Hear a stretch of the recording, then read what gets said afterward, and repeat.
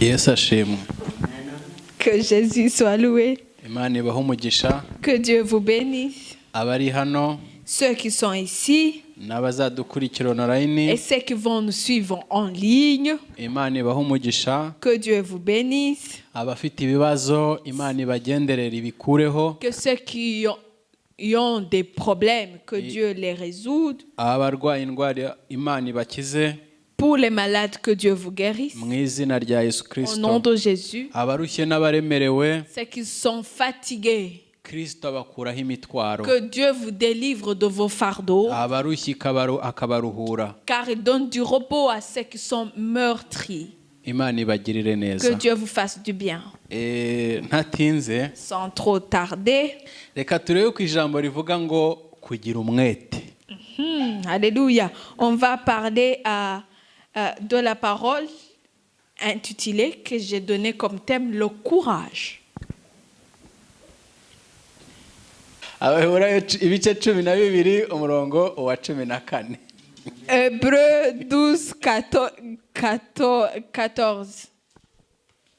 Hébreux 12, 14. Avoir du courage. Imana iha umugisha interprete Imana imugirire neza. Amen. Alléluia. Kandi Imana igirire neza umuryango wose. Amen. Alléluia. Imana ikomeze kubagura. Amen. Imana ibakuze mu buryo bwombi bw'umwuka. Amen. No mu buryo bw'ibifatika. Amen. Alléluia. Amen. Amen. Hébreux 12, 14. Hansomere Abaheburayo. Mugire umwete Aha. wo kubana n'abantu bose amahoro n'uwo kwezwa kuko utejejwe atazareba umwami Imana. En français s'il vous plaît. Hébreux 12, verset 14. Poursuivez la paix avec tous, ainsi que la consécration sans laquelle personne ne verra le Seigneur. Amen. Amen. Mais ici, chez moi, c'est rechercher la paix. Amen. Imana ibagirire neza. Que Dieu vous fasse du bien.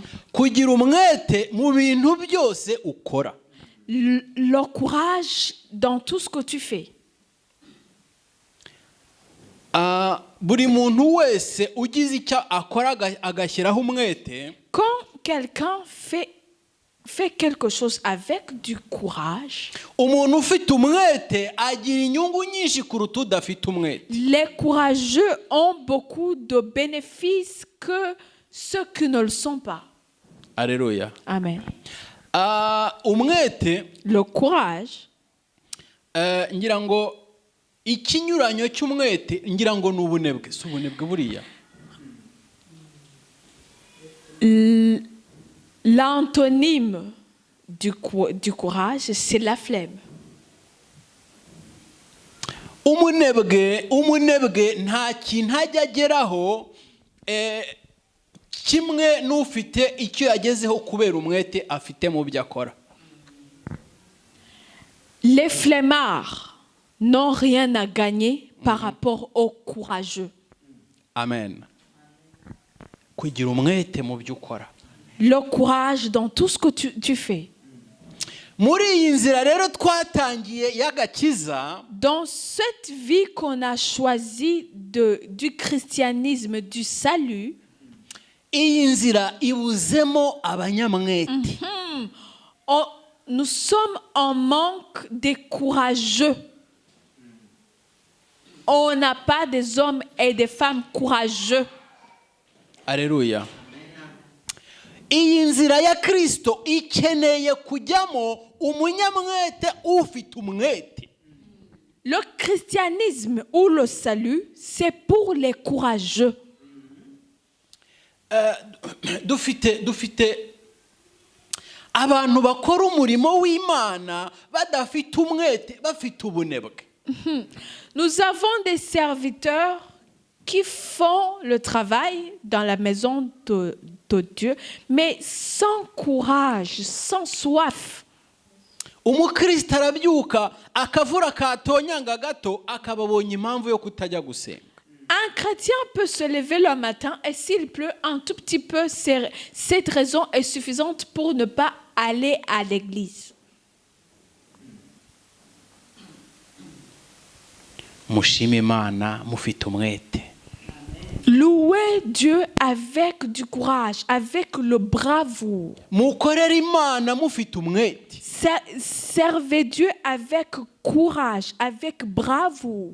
uzi ikintu kibuza umuntu kugira umwete? Savez-vous la chose qui empêche les gens à avoir du courage en eux? Ni ikimenyetso kigaragaza ko ibyo ukora utazi ibyo ari byo. Ne pas avoir du courage dans le domaine que tu te dis être spécialiste, c'est que tu ignores à quoi tu sers. Tu comprends pas ce que tu fais. Tu es inconscient de ton importance.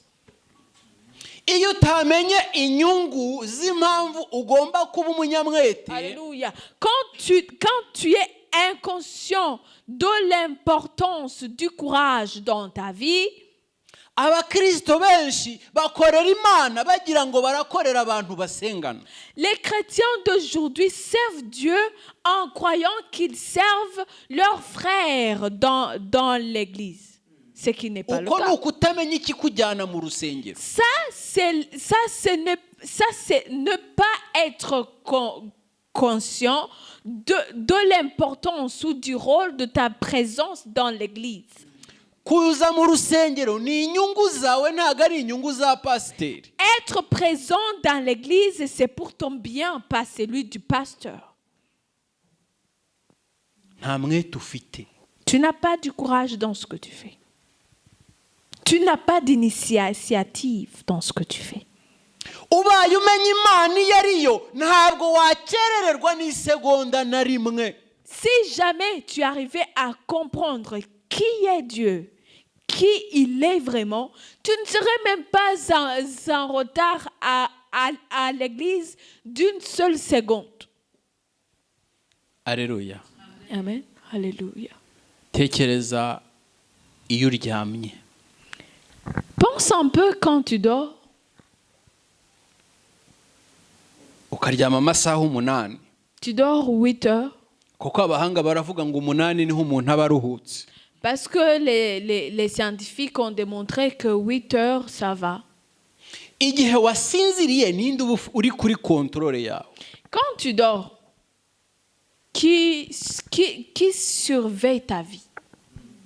iyo wasinziriye uretse imigambi wari ufite utarasinzira hari imigambi ugira usinziriye? À part les projets que tu avais avant de t'endormir, quel autre projet tu as dans ton sommeil? icyo kigutera umwete wo gukorera imana. Cette raison est humblement suffisante pour servir Dieu avec crainte, bonne foi et courage. dufite abaririmbyi baririmbira imana ariko bakererwa kubi. Nous avons des chantres qui chantent pour le Seigneur, mais qui sont toujours en retard. ariko yaba agiye ku kazi. Mais si la même personne va au travail, ahagerera igihe. la personne est toujours au travail à l'heure. ugasanga ku kazi baramushima. Et tu trouves que au travail, on lui accorde des mérites. On parle de lui bien, très bien même. ariko mu nzu y'imana Mais à l'église, y'amana imubeshaho ngo ajye ku kazi. pour servir le Dieu qui fait qu'il soit en vie pour aller au travail, akayikererwamo. il est toujours, la personne est toujours en retard. ukahagera wigize umuntu w'umubosi. Quand tu arrives à l'église, tu te prends pour un petit Messie, un petit Jésus.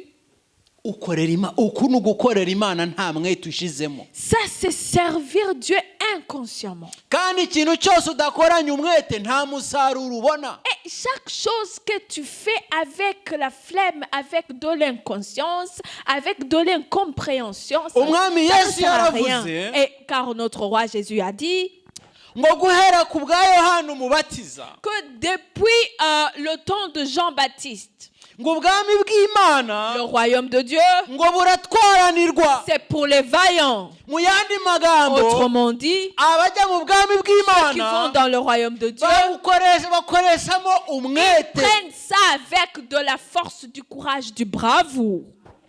Imbere wumviye ibyaha byawe, imbere wumviye ibitagenda ku buzima bwawe, umaze guhindura iki? Depuis que tu as compris par rapport à tes péchés, tu as pris conscience de tes péchés, de ce qui ne va pas dans ta vie, de tout ce qui est mal, qu'est-ce que tu as fait? Nta mwete ufite. C'est parce que tu n'as pas de courage. Nta mwete ufite. Tu n'as pas la volonté. Gira umwete mu nzira La urimo. volonté et le courage dans le chemin que tu prends. Alleluia. Amen. Kujya mu nzu y'Imana Aller dans la maison de Dieu cyangwa gukorera Imana ou servir Dieu cyangwa kuririmbira ou Imana chanter cyangwa kubyinira ou Imana danser pour Dieu, ntabwo ari inyungu za gurupe ubamo. c'est pas pour l'intérêt du groupe dans lequel tu es, non. Ntabwo ari inyungu za korari ubamo. C'est pas pour l'intérêt de la chorale que tu fréquentes. Rien. Non. Ni inyungu zawe wowe. C'est pour toi. Alléluia. Amen. Ntimuzi ko bavuga ngo uwariye ni urya. Vous ne savez pas qu'on dit que c'est la personne qui a mangé, qui a le droit de manger, encore une fois. Alléluia. Amen. Mugira umwete bene data. La bonne volonté. Le Dukorera courage. Imana nk'abazapfa ejo. Servez Dieu comme si on allait mourir demain. Uzi iyo bampaye kursi. Vous savez, quand on lui donne des courses à faire, Iyo bampaye kursi ya saa 11, Quand saa on 11 mu kadomo mba mpageze. quand on lui donne des courses, par exemple pour 5 heures du matin, il est déjà là à 5 heures du matin. Kubera iki nintinda Pourquoi? baratangira ku telefone. Pourquoi? Parce que si traîne, on va commencer à l'appeler. Ugeze hehe? Tu es où? Wibagiwe ko ufite kursi ko Tu as oublié que tu as quelque chose à faire à ce moment-là, bien précis. Muzi impamvu tuzatungurwa cyane kandi Imana ikazadukubita. Vous savez-vous pourquoi nous serons très étonnés et Dieu va nous frapper? Dufite agasuzuguro mu nzu y'Imana. Nous sommes pleins d'orgueil dans la maison de Dieu. Que Dieu nous pardonne. Kubera ko Imana idafite telefone ngo ihite gutelefona ako kanya ugende ugire icyo ushakiye. Parce que Dieu n'a pas de téléphone pour t'appeler à chaque fois. Tu es où? Tu es où? On part comme si nous sommes Mufite des Miss Monde. amahirwe. Nous avons des bénéfices. Turi mu gihe cyitwa ubuntu. Nous vivons la grâce. Mu isezerano rya kera Dans l'Ancien Testament, wahitaga ugwa aho ngaho. tu mourrais sur place. Alléluia. Amen. Mukorera Imana mufite umwete. Servons l'Éternel avec volonté, bonne foi et courage. Dore impamvu mbereka ukabona ngo umukristo ngo asenye urugo mu mwaka umwe ngo mu mezi 5 akimariya yasenze nta mwete asengana ubunebwe. Voyez-vous bien pourquoi je vous dis toujours qu'on sert Dieu sans courage. Tu trouves un chrétien qui divorce après 5 mois de mariage. Le chrétien là a prié, mais pas avec courage, pas avec persévérance. Iyo usenganye umwete n'urugo rwawe rubanamo umwete. Si tu pries avec du courage, tu vis dans ton foyer avec persévérance. Alléluia. Amen. Gusengana umwete. Priez Dieu gukorera imana n'umwete, servir Dieu, gushima imana n'umwete, louer Dieu avec du courage, kubana n'abantu bose, vivre avec les gens dans la paix. ubishyizemo umwete. Avec du courage. Amen. Alléluia. Ahantu bagera mu rugo ugasanga bigize abantu badanje. Les gens arrivent dans leur foyer et se prennent pour des êtres qui ne sont pas de la planète Terre. Wibagiwe uwaguhaye. Tu as oublié celui qui t'a donné. Tu as oublié ton donneur à toi. Ntiwasenganye umwete. Tu n'as pas prié avec tu n'as pas prié ardemment. Tu n'as pas Alléluia. prié avec persévérance. Nsomera Efeso 4:3. Ephésiens 4:3. Ephésiens 4:3. Reka mbabwire. Laisse-moi vous dire. Hari igihe njya numva abantu bari kwijujuta ngo urakererwa. Hari n'insengero bagiye bashyiraho amande ngo umuntu nakererwa ngo ajye agira ayatanga. Uko ni ukumenya Imana ukorera iyo ariyo. Il y a des gens que j'ai déjà entendu se plaindre comme quoi tu es toujours en retard dans l'église. Mais il y a même des églises qui ont posé des amendes pour les retardateurs. Mais je me demande, est-ce que tu sais quel genre de roi tu sers? Connais-tu? Ukorera Imana nta mwete. Ça veut dire que tu sers Dieu inconsciemment, sans Mugire le umwete connaître. bene data. Ayez le courage, la poursuite, recherchez. Some twumve ko hatubwira. mugire umwete wo gukomeresha ubumwe Mugire umwete wo gukomeresha ubumwe bw'umwuka bw'umwuka umurunga w'amahoro.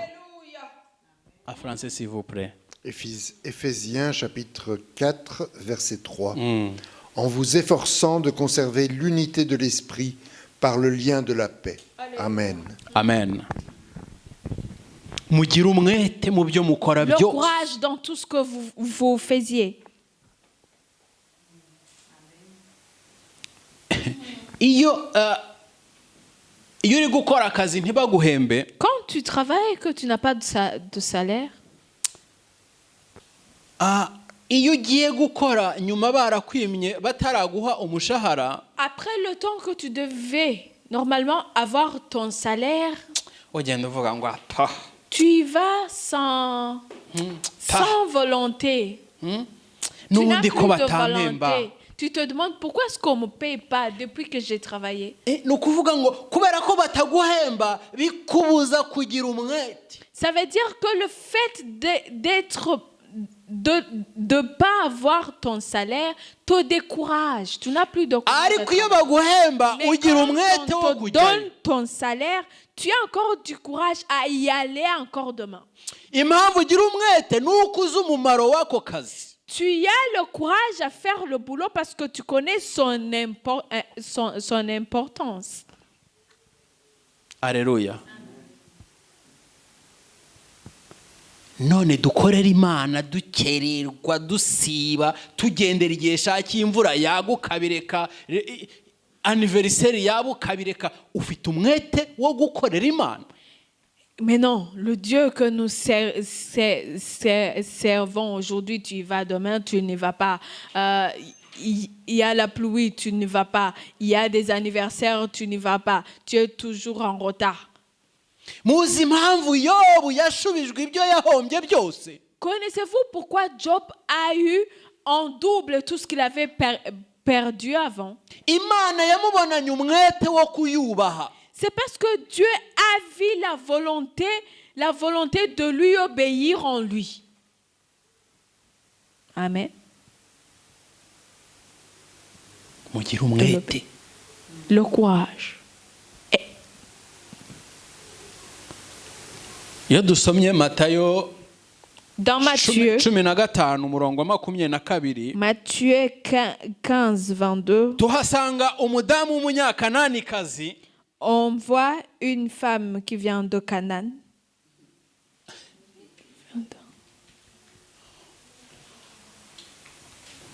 wahabonye. Alléluia. ahansemerera ukuntu uyu mudamu yari afite umwete mu byo ari kwaka umwami Yesu. Cette femme avait du courage à 15-22.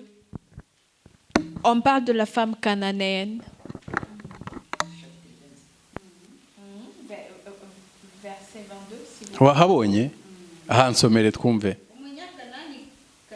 Umunyakananikazi aturuka muri icyo gihugu arataka cyane ati,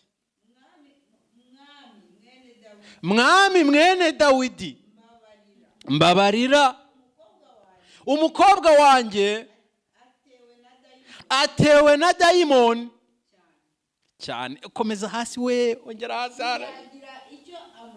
Ntiyagira icyo amusubiza. Nuko abigishwa be baramwegera baramwinginga bati, musezere kuko adutakira inyuma. Komeza hasi tugende. Arabasubiza ati, sinatumiwe abandi kereka intama zazimiye zo mu muryango wa Isiraheli. Hasi gato rero wumve. Nawe araza aramupfukamira aramubwira ati, mwami ntabara. Aramusubiza ati, si byiza kwenda ibyo kurya by'abana. Rekeraho. Buretse gato turasubira hasi. Chapitre 15, versets 22 à 26. Une Cananéenne venue de ce territoire se mit à crier. Oui. Aie compassion de moi, Seigneur, fils de David. Ma fille est cruellement tourmentée par un démon. Il ne lui répondit pas un mot. Ses disciples vinrent lui demander, renvoie-la, car elle crie derrière nous. Il répondit, je n'ai été envoyé qu'aux moutons perdus de la maison d'Israël. Mais elle vient se prosterner devant lui en disant, Seigneur, viens à mon secours. Il répondit, ce n'est pas bien de prendre le pain des enfants pour le jeter aux chiens. Amen. Et encore en dessous. C'est vrai, Seigneur, dit-elle. D'ailleurs, les chiens mangent les miettes qui tombent de la table de leur maître. Amen. Amen. Asubiremo na hasi nawe gato. Ni koko mwami ariko imbwa nazo zirya ubuvungukira buvuye ku meza ya ba nyirazo. Urakoze cyane. Maze Yesu aramusubiza ati, mugore, kwizera kwawe ni kwinshi, bikubere uko ushaka. Amen. Umukobwa we aherako arakira. Nuko. Amen. Verset 28, alors Jésus lui dit, ô femme, grande est ta foi, qu'il t'advienne ce que tu veux. Et dès ce moment même, sa fille fut guérie. Amen. Amen. Amen. Uyu mumama murumva umwete yari afite. Comprenez-vous le courage, le bravoure du cœur de cette femme? Uyu mumama yari afite guca bugufi. Cette femme avait ce qu'on appelle de l'humilité. Yes. Uyu munsi pasiteri ari capable kumbwira ngo aka gatuti kagenewe abakozi b'Imana, abakanishi ntago kabagenewe, nagaruka. Aujourd'hui, ici, le pasteur a dit cet hôtel, c'est pour les pasteurs, les mécaniciens, non. Est-ce que le pasteur peut venir? Nagaruka. Est-ce que le pasteur peut venir? Kugira ngo ngaruka binsaba kugira umwete. Pour qu'il puisse revenir, ça demande du courage. Ese nampagarika kugaruka ahangaha kubera ikosa nakoze, nzagira umwete ngaruka cyangwa nzagenda ngiye? Est-ce que s'il me prive de l'occasion de revenir, est-ce que je reviendrai ou bien je partirai pour du bon? Binsaba umwete. Il faut du courage. Binsaba umwete. Il me faut du courage. Kugira ngo ugire titiri uzagira mu rusengero. Pour avoir quelque chose digne du nom. Bisaba ko werekana umwete. Il faut que tu démontres le courage que tu as. Imana ikwishimire. pour que Dieu prenne du plaisir de toi, n'abo mukorana umurimo pour bakwishimire. que tes collègues te disent du bien de toi. Nuba umunebwe mu nzu y'Imana, Si tu ne fais rien dans la maison de Dieu, uzabura byose. tu perdras tout. Nk'uko iyo ubaye umunebwe ku kazi ukorana, Comme quand tu ne fais rien à ton travail, barakwirukana on te chasse bakazana abandi. et on amène les autres. Mu bintu byose mukorane Dans umwe. toutes choses, travaillez avec bonne volonté, bravoure et courage. Efforcez-vous pour la poursuite de vos objectifs. Mubikorane umwete. Avec le courage. Uyu mudamu tutari aha ngaha Cette femme, quand on n'était pas ici, yateranaga wenyine intebe akazitondeka gutya. elle venait ici toute seule, elle mettait les chaises et tout, et puis elle restait seule, et puis elle priait. Il n'y a pas de femme pareille. Agategura ijambo akigisha. Elle préparait la parole et elle enseignait. Femme pareille, on ne trouve pas. Uku yakoranye hano ni umwete yakoranye umurimo w'Imana. Comment peut-on appeler ça à part le courage de servir Dieu? Imana yagira ibyo ukora kuri we tukavuga ngo ubuse. Si Dieu l'a béni, puis on va commencer à dire maintenant. Non, mais elle a travaillé. Bene data mureke dukorere Imana, dukorane umwete. Servons Dieu avec force. Ntitutinda ku isi. On n'a pas du temps. Ni igihe gito Imana ikakubaza ngo aha igihe On wakoze. est bien peu de choses et puis après c'est la fin et Dieu va te demander qu'as-tu fait de ton corps? Iyo ukorana akazi n'umuntu w'umunebwe, Quand tu travailles avec quelqu'un qui ne fait rien, iyo uri umunebwe utuma abakorege bawe bijujuta. quand tu ne fais rien, ça fait traîner tes collègues aussi. Umugisha wava hehe utera abandi kwijujuta? Comment est-ce que tu seras béni alors que c'est à cause de toi que tes collègues traitent? Niyo mpamvu usanga mu kazi dufite abantu bajya kubwira chef. C'est pour ça qu'au travail, nous avons des gens qui se portent volonté d'aller raconter véritablement ce qui se passe au chef. Kubera iki? Pourquoi? Bitewe nabo banebwe bari mu kazi. Parce qu'il y a des gens qui ne font rien au travail. Alléluia. Amen. Icyo ukora cyose gikorana umwete. Le courage dans tout ce que nous faisons. Imana ibahe umugisha. Que Dieu vous bénisse. Iminota 10 yarananiye.